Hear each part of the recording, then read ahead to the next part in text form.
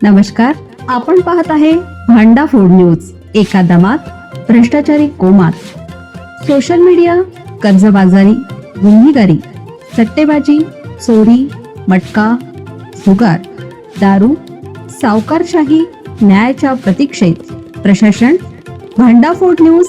एका दमात भ्रष्टाचारी कोमात. सांगलीत चोरट्यांचा धुमाकूळ. वारणारीत बंद घर फोडून 4.25 लाखाचा ऐवज लंपास. सांगलीत पुन्हा एकदा चोरट्यांनी डोके वर काढत नागरिकांच्या सुरक्षिततेवर प्रश्नचिन्ह निर्माण केलं आहे. शहरातील वारणाली परिसरात बंद घराचे कुलूप तोडून चोरट्यांनी थेट घरात प्रवेश करत तब्बल 3,76,000 रुपयांचा सोन्या चांदीच्या दागिन्यावर डल्ला मारला. ही धक्कादायक घटना 14 ते 17 एप्रिलच्या दरम्यान घडली आहे.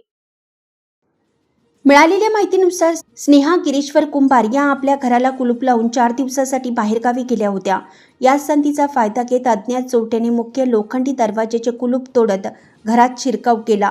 त्यानंतर बेडरूममधील तिजोरी कोंडा उचकटून आत ठेवलेला मौल्यवान ऐवज लंपास केला आहे. चोरीत 6 तोळे 1 ग्रॅमचे सोन्याचे दागिने, डायमंडची अंगठी, चांदीचे दागिने, रोख 30,000 रुपये आणि 5,000 रुपयांचा मोबाईल असा मोठा ऐवज लंपास करण्यात आला आहे. घटना उघडकीस येताच परिसरात भीतीचं वातावरण पसरलं असून बंद घर आता चोरट्यांसाठी टार्गेट बनले आहेत का, असा सवाल उपस्थित केला जात आहे. स्नेहा कुंभार यांनी तात्काळ संजयनगर पोलीस ठाण्यात धाव घेत फिर्याद दाखल केली. पोलिसांनी घटनास्थळी पाहणी करत पंचनामा केला असून अज्ञात चोरट्याविरोधात गुन्हा दाखल करण्यात आला आहे. मात्र वाढत्या घरफोड्यांमुळे पोलिसांच्या गस्त व सुरक्षा व्यवस्थेवर प्रश्नचिन्ह निर्माण झालं आहे.